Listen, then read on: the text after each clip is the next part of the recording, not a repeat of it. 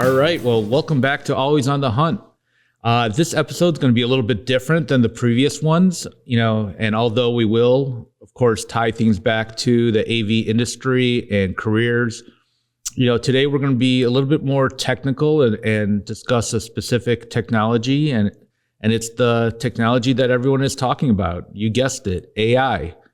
So today we're going to cover, how AI is impacting the AV industry currently, how manufacturers should be considering AI for their future products and innovation, how resellers and integrators should be approaching AI for themselves and their customers, and of course, how AI will impact all the future careers. So with that, let me introduce a special guest today, Alex Oddoz-Mazet. Did I get that right? Mm-hmm. All right. Well, Alexander has worked all of his career in the unified communications and collaboration, or UCaaS space, and has held roles in marketing, channel, and sales. Most recently, he led and managed the go-to-market for Microsoft Teams and its portfolio of products such as Teams Phone and Teams Rooms. As generative AI emerged, Alexander was responsible for the strategy and guidance to help the UCaaS ecosystem take advantage of this new era. So with all that being said, Alexander, welcome to Always on the Hunt. Thank you, Leo. Happy to be here. Well, I greatly appreciate you joining me.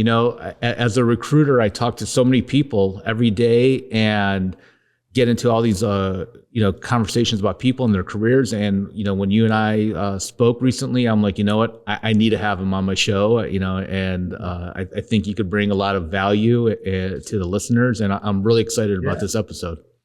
Yeah, definitely. So why don't we get started? Why don't you tell the listeners, a little bit more about your background, and what you recently did with Microsoft and Teams, and obviously, you had that front row seat to the big AI revolution. Yeah, no, thank you. I've been, like you mentioned, I've been in this space for 20 years now, and I started when Bill Gates announced a product like OCS and LCS, which was all about software-enabled communication and collaboration, where you have a client on your PC, or laptop or desktop. And from there, you can initiate chat, you can initiate meetings, and of course, you can start making calls right from your PC. And that was quite revolutionary at the time. And it's funny, as you look at the last 20 years, there haven't been a lot of changes. Like today, we are using a Zoom as a technology, but still, you chatted with me, we set up the meetings, I could give you a call. And so if you look at the last 20 years, nothing has much changed. However, I've been part of that.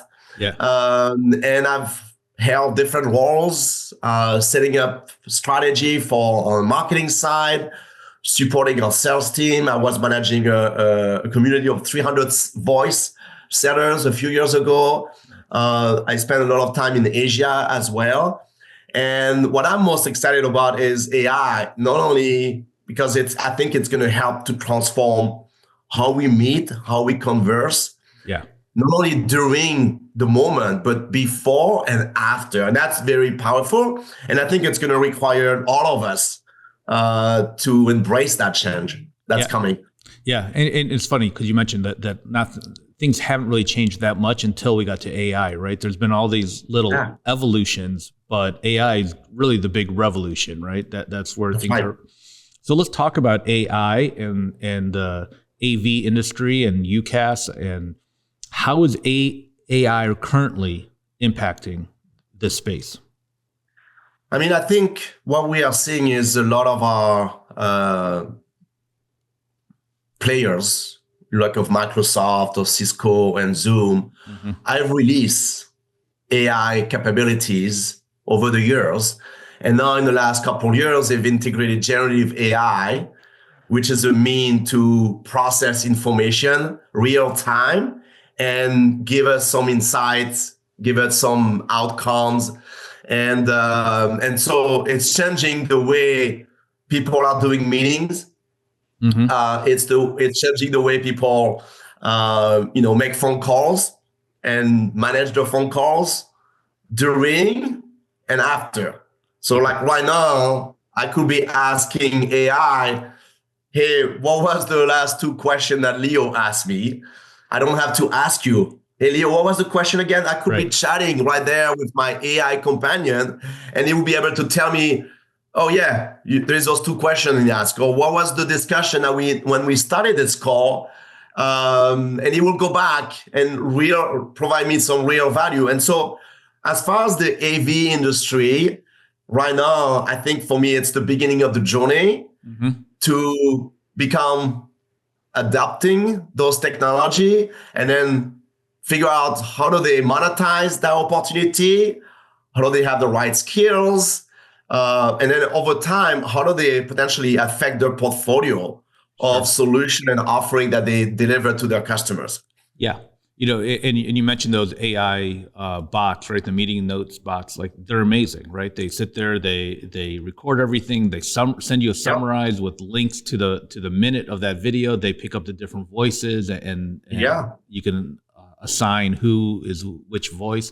It's amazing. It's really, really great technology. Where else, besides, I know unified communication is kind of your specialty, right? That's really where you understand this industry and the technology the best. Do you see AI currently anywhere else in the AV industry, or is it something that we're still kind of very early for? So, as we think about the meeting, of course, there's online meetings like we are having right now, but most people meet in the conference rooms. Right. Okay. And those technology that I just made a reference to, they are in the conference room. And so how the AV industry turn that on? Because a lot of our customers already have a subscription with the Zoom, with the Teams or WebEx. And a lot of those providers have AI already enabled. And so the AV, are they promoting the value of those AI capabilities to their customer in the conference rooms, in the meeting rooms, to take advantage of it, so that technology recognize our voices, can capture notes, the same thing that we talk about. So then as you end the meeting, you don't have anyone figure out, okay, what did Leo say? What did Alexander say? What did Lisa say? And the AI tool will enable that within the conference room. And also you can take it to the next level with the whiteboarding. Who doesn't have a whiteboard in the conference room? Well, now with the digital whiteboard, generative AI is also integrated into those whiteboards. And so as you whiteboard together or with people that are both in the room or away from the room, generative AI is like a companion to help you to consolidate notes, to summarize notes, and then also provide you some guidance. Have you guys explore this idea that I see from the whiteboard? Yeah, no, it's amazing. The AI is really, it's funny because like when AI really started was there was so much about data capturing, and everyone had captured so much data, and everyone's recording data and all this data and all this data, and it all piled up, and nobody knew what to do with it until AI came along. And now we have these machines that, this intelligence that can actually go through all this data and summarize it and clean it up and notice, patterns and stuff like that. But it's also in the meeting space, like as you're mentioning, it could take all these little separate things that we used to always have to try to remember or take good notes. And now it's taking the notes, it's putting all the things together, and obviously changing really the way that we meet in today's world. It's amazing. Yeah. So let's talk about, it's still very early, right? And there's a wide aspect of the AV industry besides meeting spaces. How should manufacturers be looking at AI and incorporating it into their products, or, more importantly, into their future innovations? When you say manufacturers, are you talking about the OEMs? Yes, correct. Okay. Of course, if you look at the PC industry, they are already building in putting AI chip, so that your machine, your laptop in front of you is basically an LLM and can become your little AI agent within your laptop. So you don't need to be connected to the cloud. Right. You have it within that particular device. So I don't have a crystal ball, but when you think about what's being done on the consumer side, I don't know. I use Gemini AI on my phone, and I can talk to that AI companion while I'm driving, while I'm running, while I'm in the kitchen. I could argue that we're going to see those technology inside the room in the AV, from an AV standpoint, so that as we're all sitting in the conference room and someone is trying to figure what was the sales that we achieved last month, instead of putting a spreadsheet from a laptop, we'll be asking, hey, Gemini or hey, Copilot, in the conference room, what was the sales from last month? Yeah. Okay. And so the OEM, the traditional AV OEMs, they are going to have to figure out how do they play into that space so that perhaps the Alexa Plus that was just launched doesn't end up being in the conference room, and become the alternative to what the AV are thinking about building. And so that's one example where I think the manufacturer, like everybody else, when it comes to AI, is going to have to figure out, how do I play a part of this AI transformation, not only to make sure all the hardware that is in the conference room is AI enabled, but that they continue to add value with the example that I gave you, so that as I start using my AI companion in my personal and my professional life individually, now we can use it in the conference room. Yeah. And of course, it's not as simple as that, because which account is there going to be? I don't want people maybe that have that are very restricted in terms of data they can see, being able to talk to that box in the conference room and ask a lot of questions that they shouldn't be asking and getting an answer. So there is a lot of complexity around that. But we will get there. But for me, that's an example where the AV manufacturer or the OEMs will have to become more relevant and play a role and provide a ton of value. Imagine you're in the meeting and you can ask that agent, not just typing. It tells you the answer, and then you can have a conversation. That would be so powerful. Or like you said, there's so many times in meetings where you ask a question, someone's like, I'm going to have to research that and circle back. And they're like, nope. That's right. Here's the answer right now. That's right. But outside of the conference room, like when I look at when I think of AV, and I think of like AV over IP, sending the audio video signals, over the IP protocols, and using AI to optimize the networks, increase reliability, efficiencies. Also thinking about digital signage, right? And personalizing workspace and being more adaptive to how people work and who's working and how many people are working, and using AI to track all these metrics. Or even like I will say workplace management and workplace real estate management. If you have a lot of those signals, those data points from when someone walk into the building, go to the digital signage, book a room, get to the cafeteria, there is some sensor there. All of it. Excuse me. And then you get into the conference room. I mean, all that, it's going to be a lot of new data points that AI will be able to process and help real estate teams leaders, whomever, to interrogate and asking AIs like, hey, who came in my office today? And how many meetings did they attended in the office? I mean, maybe as a manager or the head of the building, I might want to know that kind of stuff. And today I might be using some other tools, but AI will be able to streamline that process. Yeah, all of it. It's going to improve, how we plan, how we use it, and then furthermore, the data, right? And understanding, what. Yeah. I also, what I'm most excited about is the language, right? We see that a lot on the consumer side, where there's a lot of advances in, speaking to your AI assistant, right, and being able to talk, with natural language. processing. But in the business world, that could be also huge. One of the areas is doing service calls, right? Because people don't know how to like user error, right? And the projector won't turn on, or the display won't turn on, or this and that. Yes. Now you just walk into the conference room and you say, "Set up meeting," and everything turns on for you, right? Yeah. Or even self-diagnose. So there's a lot of different. Or call Leo. Exactly. Hey, Copilot, or hey, Teams, call Leo, and they will call, as opposed to what's his number, where his name, and definitely, Or even easier, hey, Gemini, why isn't my projector turning on, right?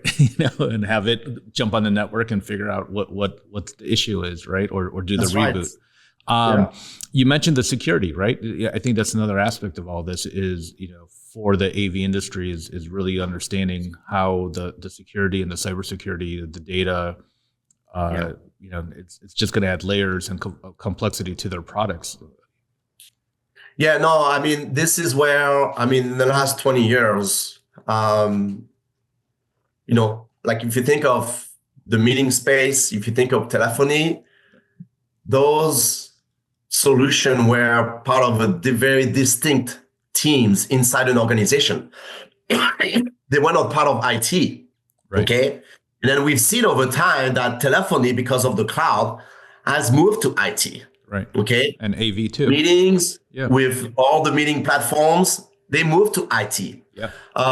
We see a lot of those endpoints in the rooms, those room devices. Right now, they are being installed by the AV industry. Mm-hmm. Sometimes it's being managed by the AV industry, but over time, it will move to IT.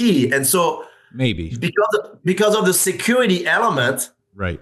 Okay, it's all connected to the IT infrastructure, the security features, security layers, and also the data and the governance around all those data is managed by the IT team, right? And so we're going to see a collision or the intersection. And well, I've seen that because I've seen the AV player that move more to the cloud and more to IT stay very much relevant in the industry. So it's very powerful. Right. And we've seen that over the last 10 years, right? It's the convergence of all the technologies. You mentioned the IT, the telecom, the AV, the security. Yeah. It's all networked now.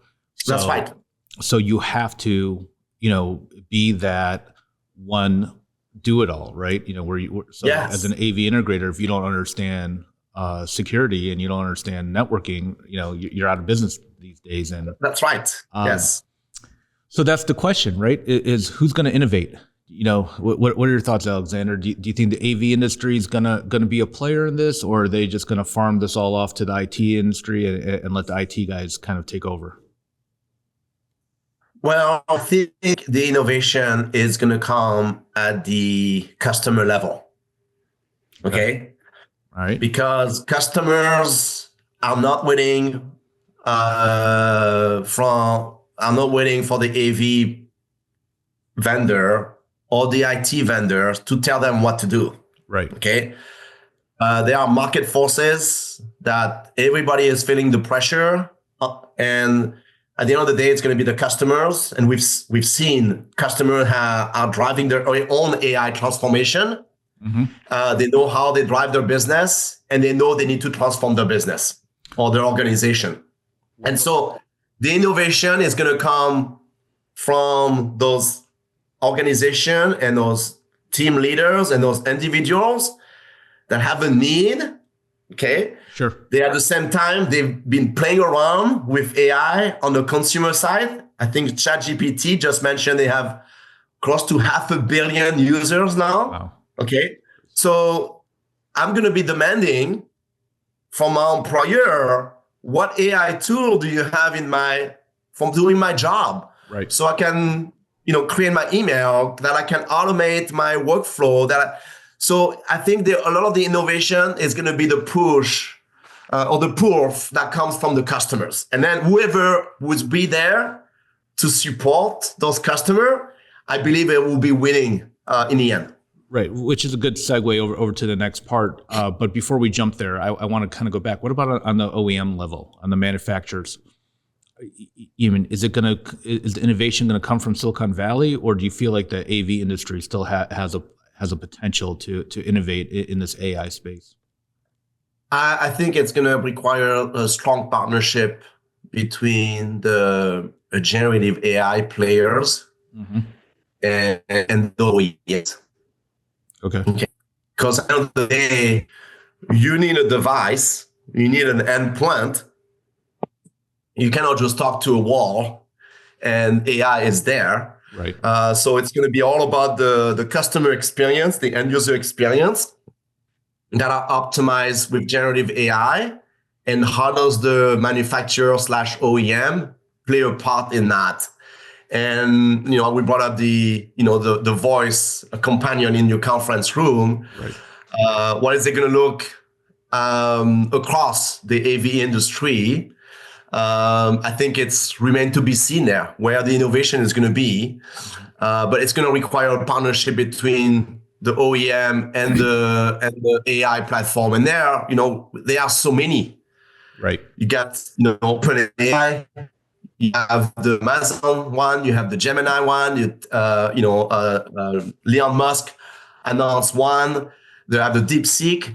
So the question is going to be, how do all those AI tool plug in with those devices, the hardware that the manufacturers will be building, and that too remains to be seen. How is that going to be working and plugging into each other? Yeah, and that's what I heard you say is basically, if you're a manufacturer and you don't have an AI strategy or you don't have an AI partnership, you're going to basically be obsolete. Yeah, you're right. Because as a company, we might decide to use whatever, OpenAI, ChatGPT. Well, is that going to work in my conference room? Right. But is that going to work, in many aspects of digital signage, all that? How is that going to work? Yeah. Or am I bound to only use the AI tool that this manufacturer work with that other, AI platform? Yeah. So that's going to be interesting to see what happens on that front.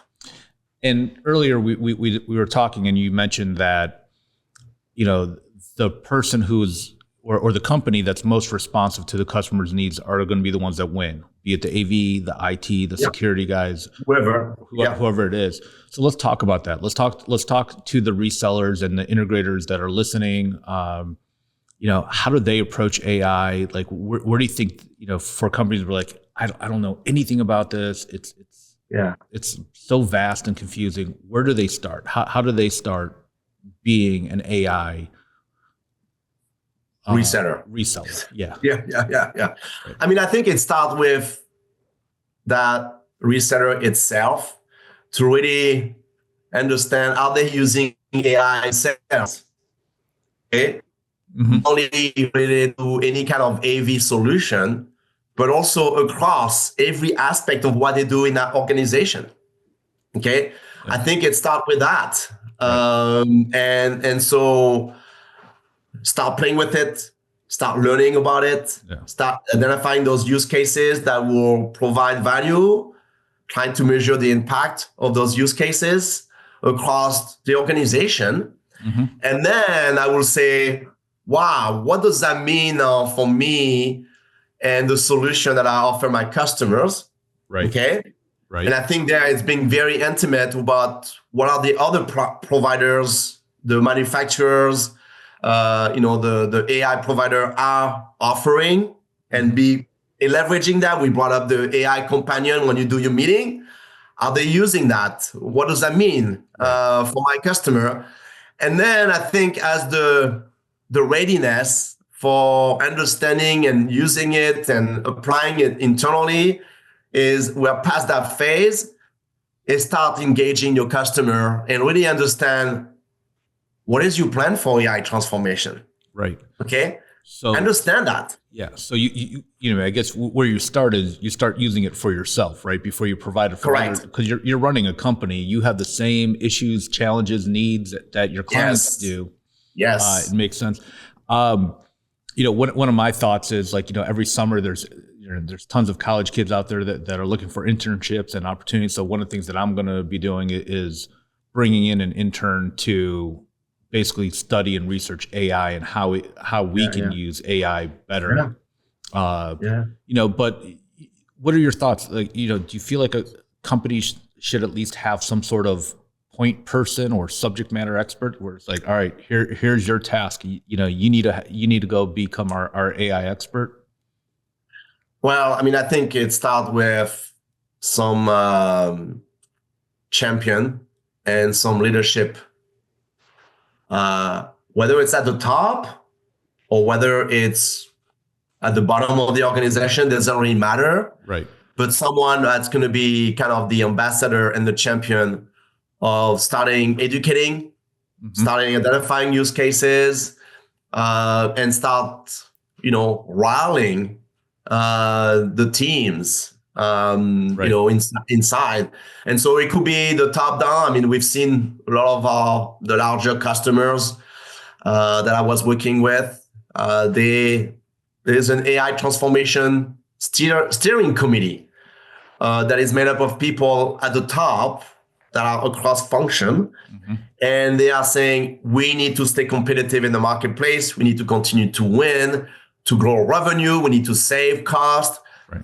So let's figure out what is our AI transformation strategy. And in the meantime, you need people like you and I, who are doing our job every day, and start sharing. Wow, it took me 5 minutes to prepare this Word document. It used to take me 2 hours. Right. And then it's kind of like the viral effect internally.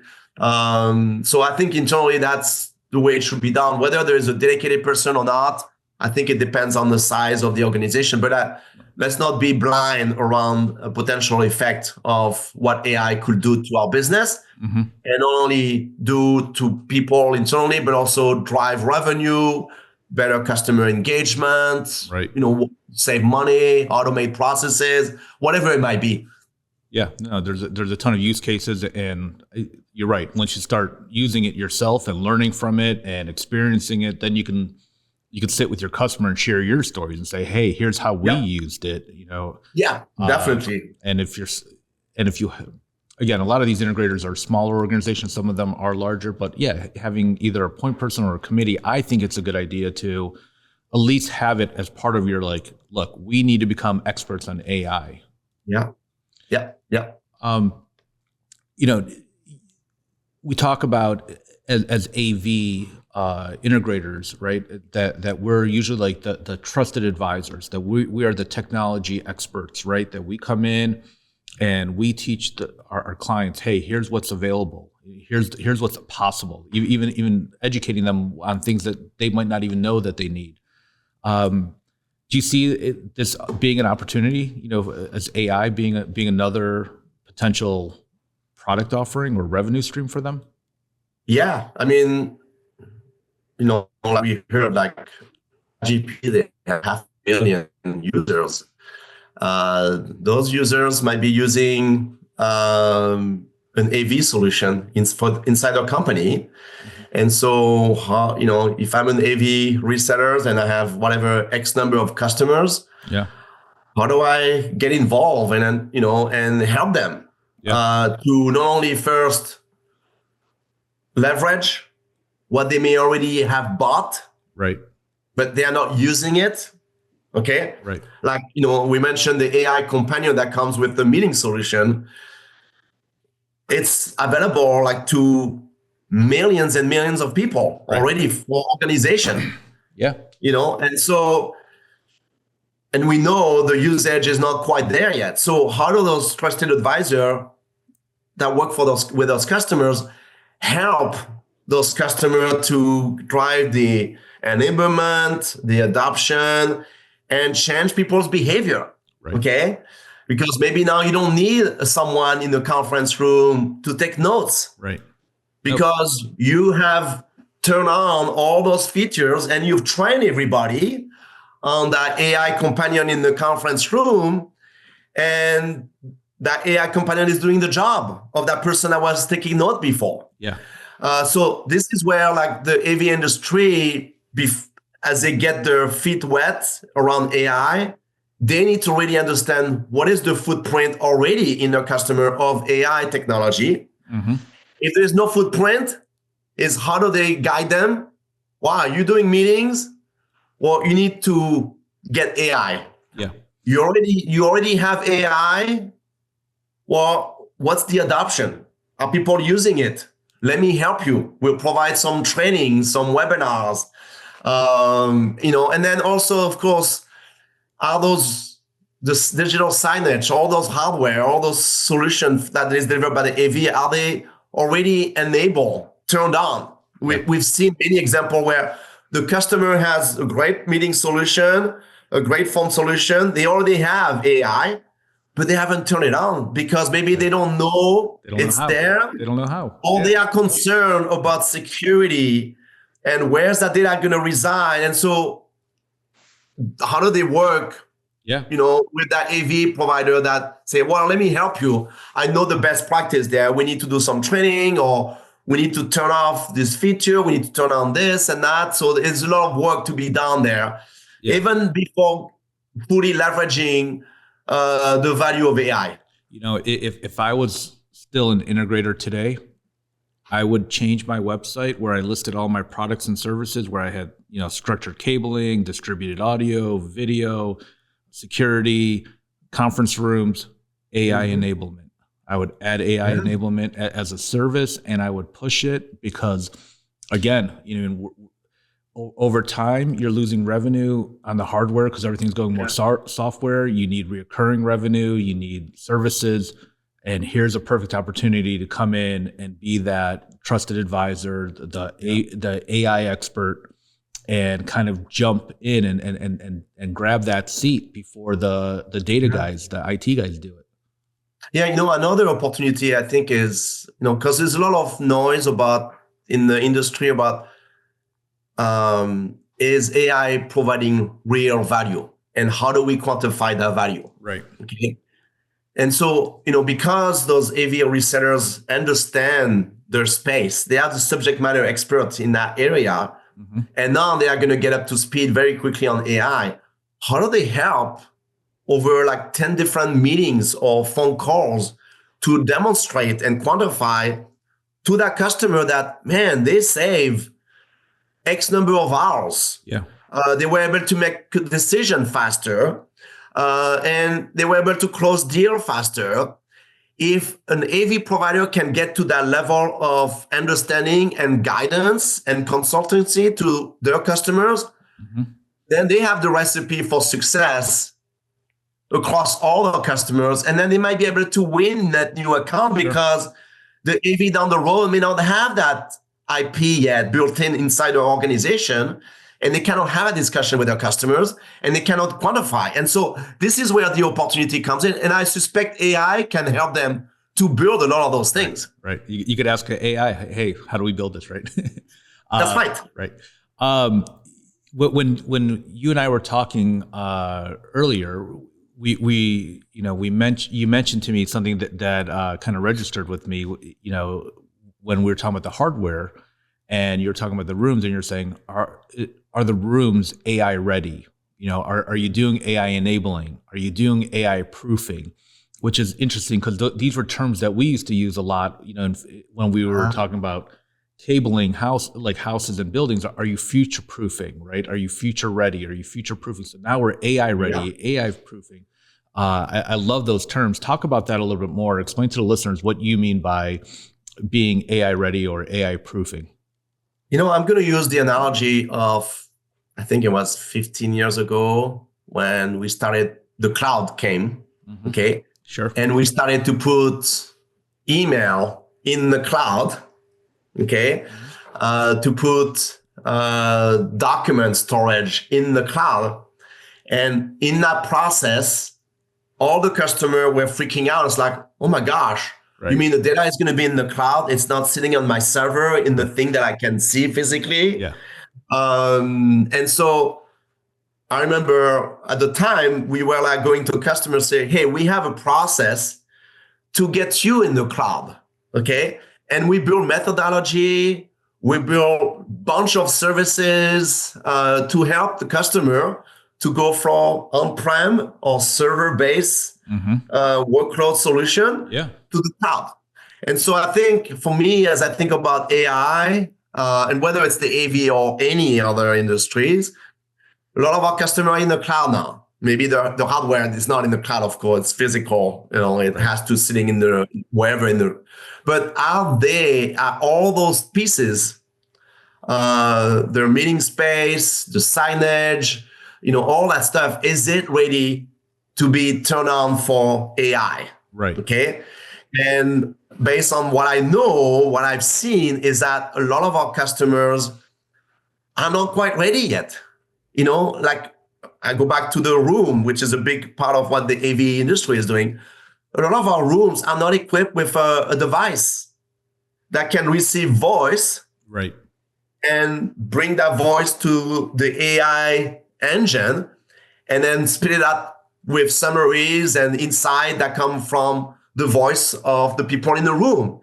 So this is where like there's an opportunity short term, I believe. And what I mean short term, 3, 6, 9, 12, 18 months for the AV industry to really figure out, how do I go have a discussion with my customers and say, is all your AV investment that you've made over the last whatever many years, is that AI ready? Because as soon as you're going to turn on AI, is it going to work or not? Right. Okay. Are you maximizing your investment and opportunity? That's right. Right. That's right. And so if they spend a lot of money on AI and none of their rooms, none of their telephony is ready for AI. Yeah. I mean, like when I make a call or when I go into a conference room, AI is not working. Well, because you're using a very old projector, or you're still using one of those Polycom, speakerphone. Right.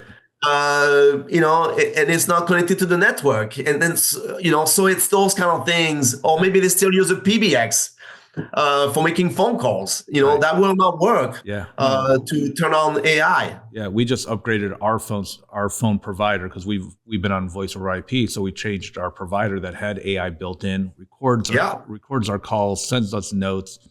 Correct. Can't tell you how many times it saved me to go back and wait. Did I remember this right, or did I take the right notes? And it's amazing how much time it saves. It's well worth the investment.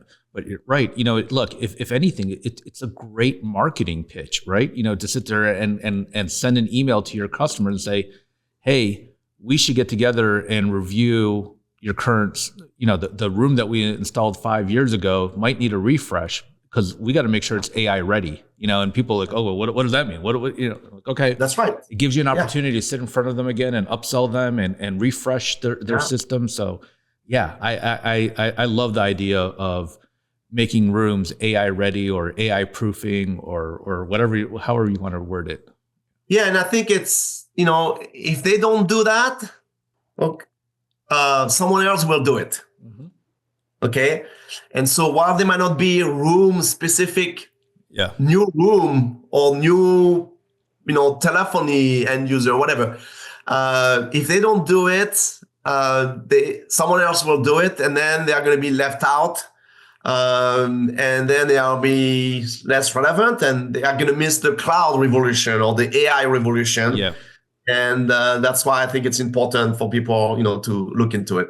I agree. I think this is the biggest opportunity for the AV industry to take some of that market back that they've been giving away to the IT guys, right? Because as everything's going at IT and MSPs and so this is an opportunity to be like, all right, I'm going to be your AI expert. I'm going to come in. I'm going to make sure all your technology is up to date. All of it's AI ready, AI enabled, and become that AI provider, not even AV provider anymore. Just become an AI provider, right? And it's I think it's a huge business opportunity out there. And I think it will have to, if unless they start acquiring a new skill set, or they start partnering with other provider. Yeah. As a pure AV player, it's going to be very difficult. Okay, to just be the AI trusted advisor. I think it will have within a constraint or maybe their physical space. Well, Okay. no, you know what I mean by being their AI expert, their trusted advisor that comes in and helps them.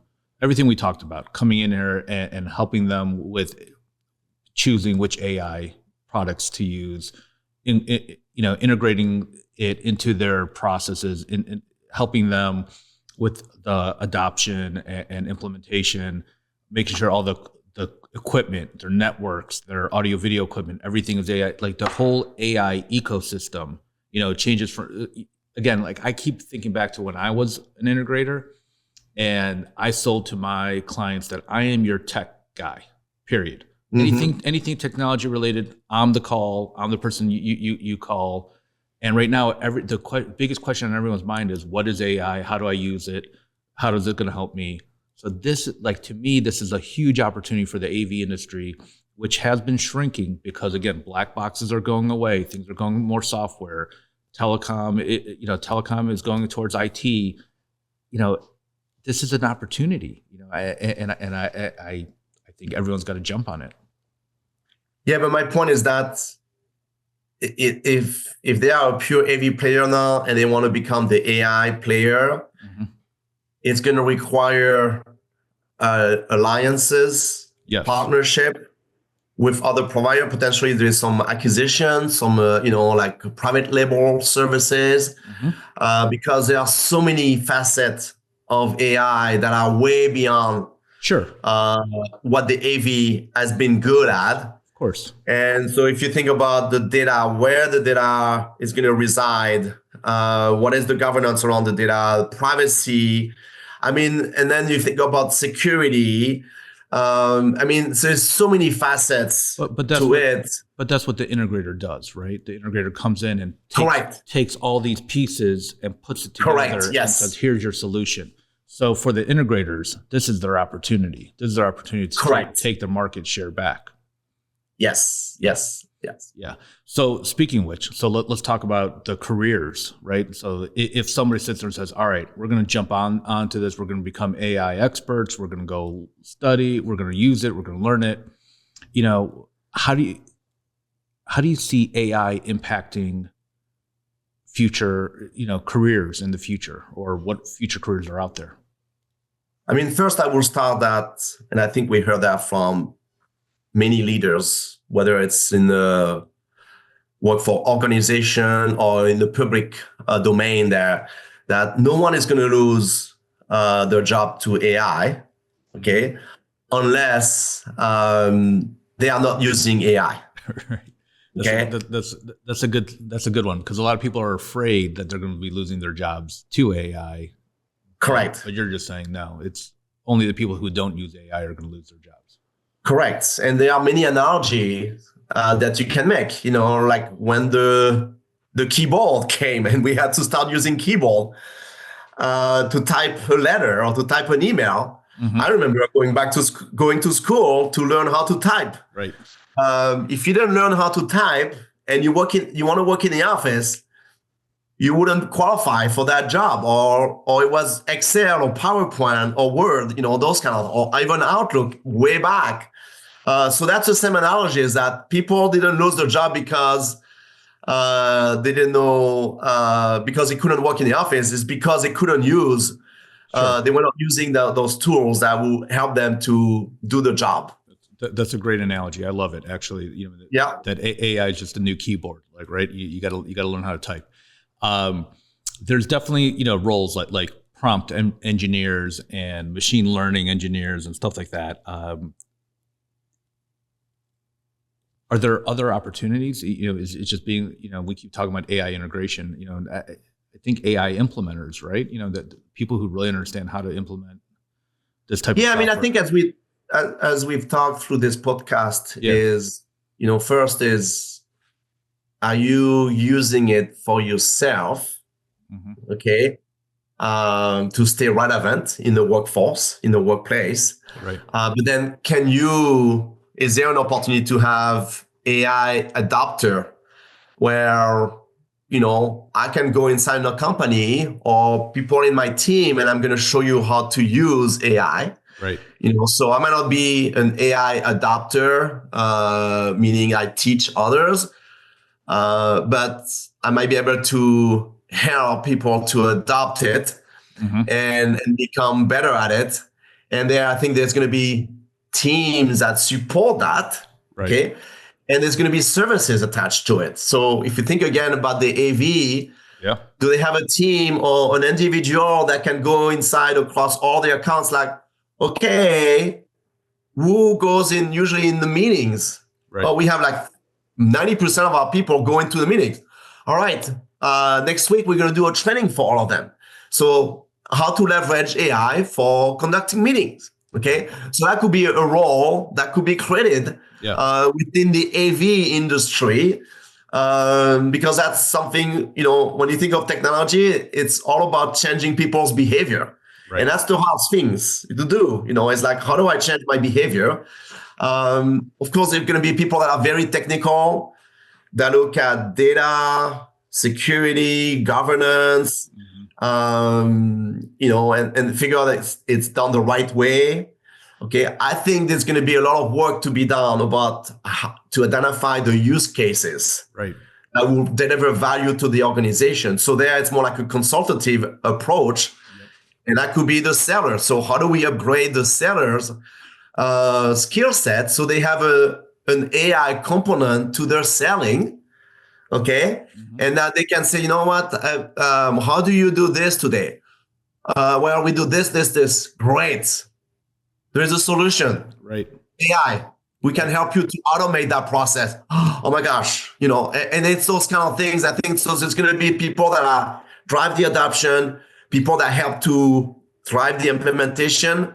You can have people also, understand the use cases to help build more like a pre-sales type of setting, where they build a solution on behalf of the customers and in partnership with the customer. 100%. So those are, I see 3 categories, but I'm sure there are many more that will be emerging. But at the end of the day, it will come down to all of us to learn. And then I make the analogy again about, way back when the keyboard came around and we were typing, there was the administrative assistant that will type the letters for the execs. Right. Okay. I don't know if many execs now don't have people that type on their behalf. Right. Most of them will say, hey, Copilot, can you do this for me and type for me? Right. Or they will type it themselves. So it's that evolution, and over time there will be less dedicated role about AI, but then it will be democratized so everybody can use it. You're right. There used to be administrative assistants, secretaries that would just take dictation, right, and write it all down and then go type it up for their executives. And then now executives don't need that, but they still have their administrative assistants, right? But the ones that get hired are the ones that type, who have the other skills. And I think you're right about, AI is not going to necessarily replace you, unless you don't use AI, right? So now everybody, whatever you do, be it in sales, marketing, engineering, coding, whatever it is, whatever your job function is, you just need to now really upskill your AI skills and understand how to adapt it to your current job. Yeah. Awesome. Alexander, I think we covered a lot. I'm really excited about this conversation and this topic in general. I think there's so many different directions we could keep going with this, and this landscape keeps changing. So, I will definitely want to bring you back in over time and get some updates and maybe discuss like how it's changed since this conversation. So definitely. Yes. Yeah. Thank you. Thanks again for joining us. And to the listeners, thank you for listening. And please hit the like and subscribe buttons. We definitely appreciate the 5-star review as well.